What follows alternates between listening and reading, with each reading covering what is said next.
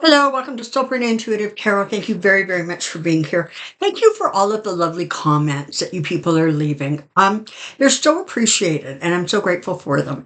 I love all of the people, our southern neighbors, who are supporting what's going on here in Canada, and they're basically appalled by what's going on in their country.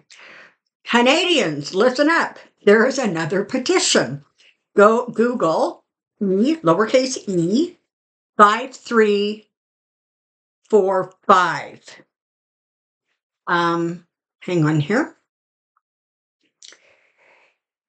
So we're asking that because literally petition to the government of Canada, whereas Donald J. Trump is a convicted and sentenced felon of the United States of America. Donald J. Trump is an insurrectionist, having engaged in one on his own U.S. Capitol, as concluded in a state court decision. Donald Trump is making ongoing threats of both military and sovereign nature against Canada. Donald J. Trump's criminal background demonstrates both his words and actions represent a danger in his capacity as 47th president of the United States of America, or otherwise, may have any occasion to attempt entry into Canada. We do not want it allowed. We simply don't want him crossing into Canadian space. He could be found inadmissible to Canada on the basis of criminal and security reasons. So, what was that number? I got a brain like a sieve. E 5345. Feel free to march on over and sign that petition. Okay. Having said that, I want to take a look at what's going on with Canadian and U.S. relations, because they're becoming, I think, more set, more like determined. And the harder Canadians push back with the whole buy Canadian and we're boycotting, we're not traveling, we're doing all kinds of stuff, the angrier it seems to make Trump, and the more he is determined to be rude and insulting and threatening. So I want to take a look and see what that looks like as we go forward. Before I do, though, for a lot of Canadians, never mind Americans, Canadian armies have been known to be incredibly fierce and ruthless. Let's not forget, you tried to invade Canada once before and we burnt down your White House, okay? We're not nice people if you make us angry. My daughter is very fond of saying, listen, Canada's the reason the Geneva Convention exists. Now, I don't know that I would say it quite that strongly, but we're considered up there in the top four. We're right up there with atrocities in war to Germany, Japan. Sorry, I can't remember the other one. United States isn't on that list. So what I'm saying is, if you persist in antagonizing us, what will come back is going to be hard fought and hard felt. I, with you, really hope that things settle down between the borders and the two countries. We have no option but to be neighbors. But this idea that we've got fighting and scrambling going on is very, very concerning. I think it was this morning. Once again, Rob Ford out of Ontario has said, mess with us, and you're going to find a massive increase in the hydro we send you, if we decide to even send you any. So it's getting tested, and we're getting really close, right? When it's the 25th, we're getting really close to the 1st of March, where all this is supposed to, explode. And crazy that First is marches on a Saturday. I mean, it just. Anyways, I'm going to stop rambling here and I'm going to start shuffling cards. But for any of you who are interested, you should check out Canadian contributions in World War I and II. And it won't take long before you come across some stories about Canadian people really not losing a lot of crap from it. And you know what? We're probably still polite when we do it. There we go.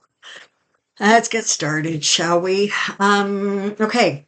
Relations between Canada and US. Relations between Canada and US. Relations between Canada and US.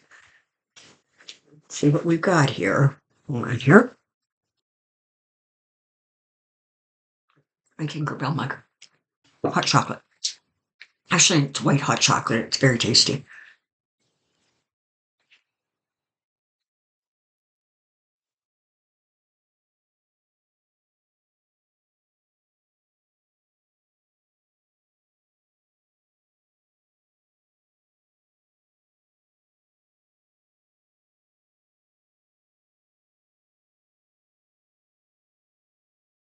Okay.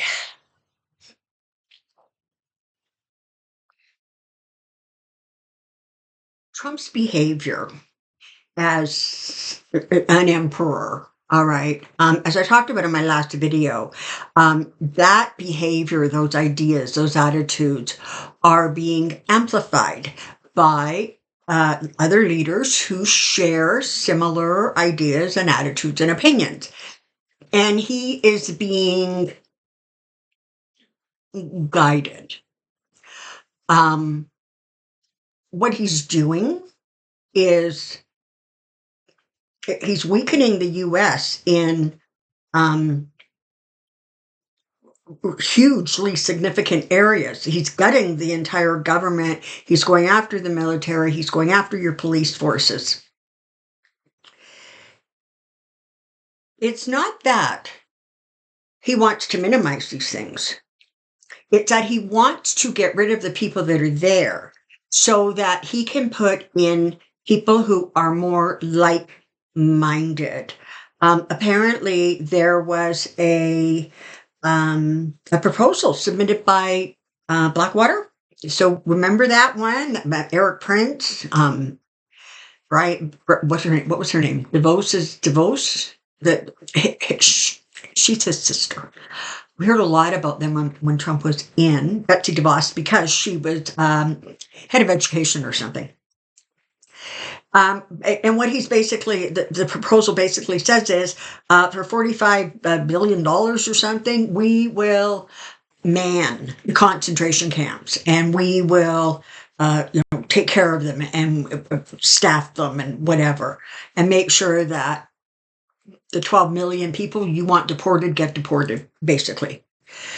So it's not like he's trying to get rid of it because, he just thinks it's overinflated, there's too much. He's trying to get rid of it so that he can replace it with more militia type people, his J6ers, right? And he's being encouraged that this is the way to do it. Because why? Well, because other countries have done it. And I mean, the perfect example right now, of course, that we're all very familiar with is, Ukraine and Russia. Trump thinks that Russia has every right to just march on into Ukraine because they want to. And Trump, in his brain, has now come to the conclusion that he should just be able to march on into Canada and take what he wants from us. It doesn't work that way. And so what you have is this person playing emperor, right? Who his world views have been really distorted.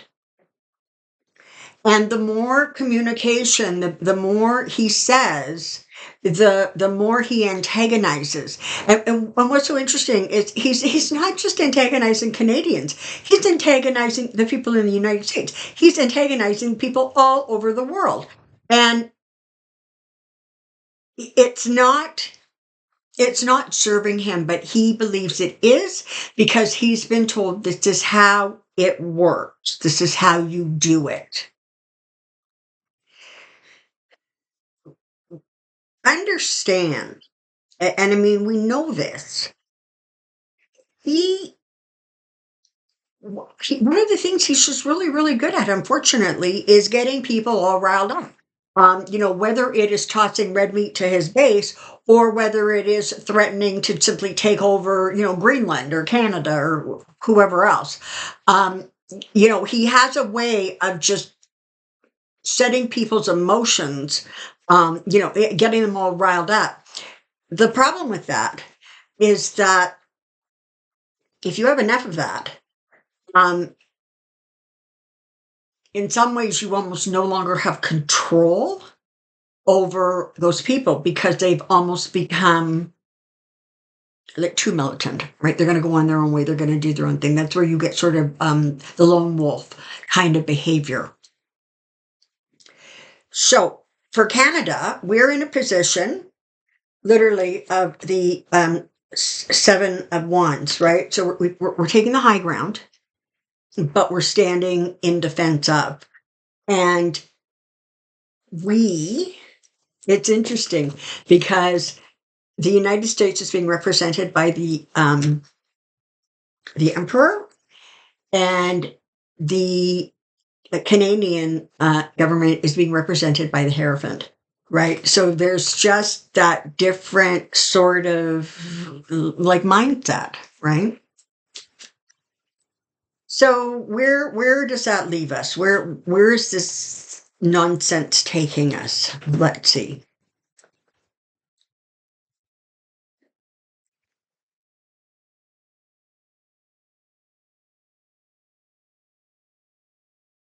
Okay. So you have the Knight of Pentacles. So this is mercenary, right? This is about what he just thinks he's entitled to, that he wants to take, he wants to get.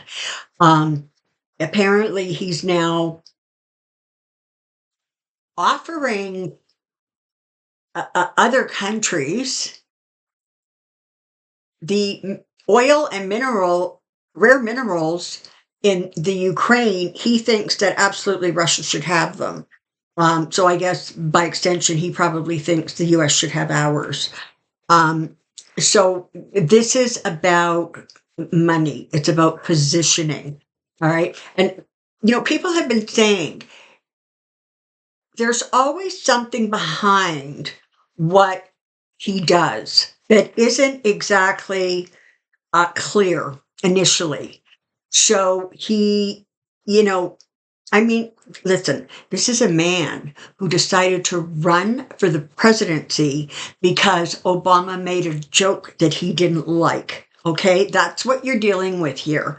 So it's about him having these sort of plans and the things he wants to get around, right? And I mean, if you, people far wiser than I have gone through and listed sort of his demands and then what he's actually trying to get. The Panama Canal, for example, if I'm not mistaken, it has something to do with shortening some sort of a shipping route or opening up a shipping area. So when he says these things, there is something behind it. He's just not randomly rattling. The thing is, what he's doing, unfortunately, is he has brought the United States to its knees. And he has done that in 6 weeks, 7 weeks. Right now, his word still carries a lot of clout, but it's diminishing. And it's diminishing because he is now being viewed as childish, as retaliatory, as a clown, His juvenile behavior is making him sort of not only the laughing stock, but what it's doing is it's diminishing other countries' interest in interacting with this kind of person and the government that he leads. So at some point, he's going to actually start to realize that he has bound himself up in a way that is not particularly helpful. He thinks he's incredibly clever. Let me tell you, he thinks he's brilliant. But he's not smart enough to understand the ramifications of what he says and does. And that is why he ends up like this. So one of the things that recently happened, as I'm sure you all know, is that with the United States pulling the tariffs stunts they're pulling, very quickly, Canada and the UK created an alliance, and now goods are going to be going back and forth. You know what I like? What, west east, east west, as opposed to north south, south north. So he does these things, and because people are telling him he can be a dictator, he's flummoxed almost when people do something that he doesn't want them to do, because he doesn't understand the consequences and ramifications of his actions. It's very interesting because we have Page of Cups, the Page of Pentacles, and the Page of Swords here. And so, again, what you're dealing with is this behavior that is, I mean, apparently Marcon was doing one of those joint, like, chats in the chairs and whatever, the Oval Office. And Marcon literally had to interrupt and correct Trump, as Trump was literally sitting there trying to tell a lie about France. This is what you're dealing with. You're dealing with a toddler, and a toddler who's angry. But this is important for you all to remember, and it's important for us here in Canada to remember, and it's important for, by extension, all of the global citizens. We look backwards, and I'm not saying going back decades, right? But we look backwards and we're like, well, it was better when this or that, and that worked, or that doesn't work. There is this sort of emotional reaction or response that is like, can we just not get things back to normal? What you have to understand, what we as Canadians have to understand, what the world at large has to understand, is that it's not going back to normal. Okay? It's not.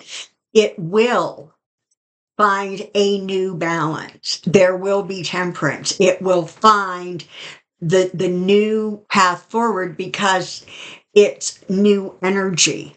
It is new energy being, born every day into the countries, but more, it is those millennials and Gen Zs who see the world very, very differently, and not in a bad way at all. And they are kind of leading that energy boost. Where, of course, they're running into trouble is you got these old dinosaurs who won't get out of the way. But there will come a time where they're going to cross so many laws that it will create sort of a real significant pushback.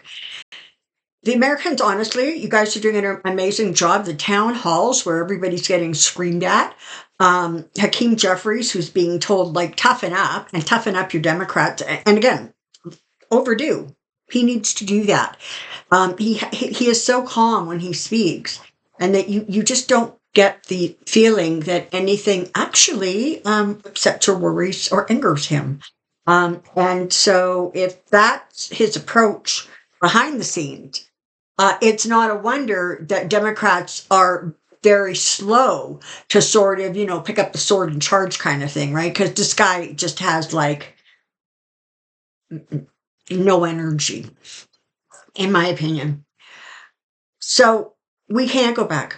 We're going to go forward. That's just how it has to be. You can blame the age of Aquarius. You can blame greed. You can blame just any number of things, but it's time that there was a significant energy shift on the earth. That's part of what the elevation to 4-5 dimension out of 3. It's all part of that shift. And things don't change smoothly or easily.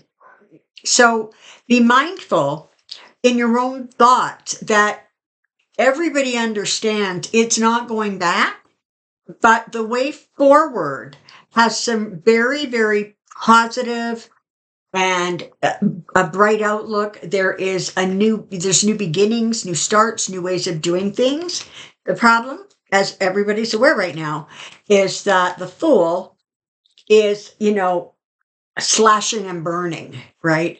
And he doesn't understand that by doing that, he is playing right into Putin's book, because what's one of the things that the U.S. has always been known for? It's amazing military might and strength.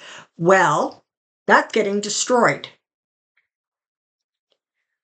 What other countries in the world have really strong militaries? Russia, China. They're not friends of the United States. What they are is manipulators of a fool. And he's not clever enough to recognize that, or perhaps he just doesn't care. He's filling important offices with absolute incompetence. And at this point, it really is the devil and the sun, right? And the 4 of Swords. Okay, so this should wrap it. So where you're at right now is you're fighting a force. And when I say you, I mean we. I mean all of us are fighting sort of a lower vibrational evil force. And I not use the word evil very often. So when I use it, I really mean it. But ultimately, a lot of stuff is going to come to the surface. There's going to be light shed on things. And yes, there's some areas that are being gutted and they're not going to return back to the state they were. There's some, I think, that are probably just going to be eliminated. But ultimately, 4 Swords, he's not, I think, strong enough to stay on that rug in the Oval Office for a really, really, really long time. But as of right now, and things can change, but as of right now, even if he's gone, Vance steps up.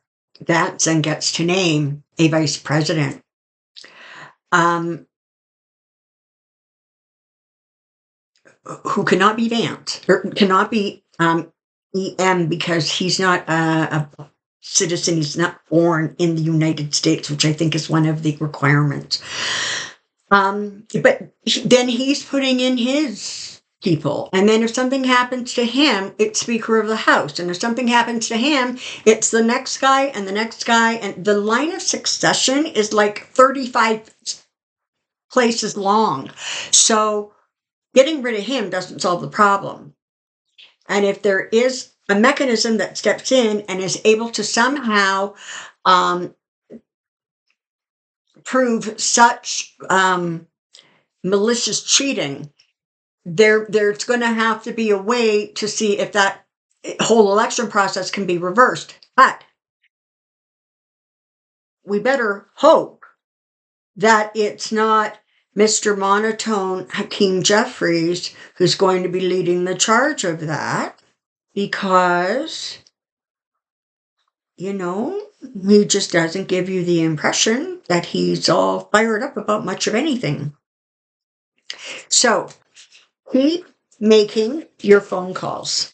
Canadians, keep signing petitions. Americans, keep making your phone calls to your members of, your representatives. Canadians, start harassing your premiers and your, the reps in your areas, members of parliament, because they also need to understand that they better be standing firm, because we won't tolerate wishy-washy responses either. All right. Questions for Pendulum Friday, please in the comment section below. Thank you very, very much. You will see me again on Friday unless something really crazy happens. You won't see me on Thursday. I'm trying to do the 3 videos a week. So that's where we're at. I look forward to seeing you on Friday for Pendulum Friday. Thank you very, very much for being here. Until next time, take care and be well. Bye-bye for now.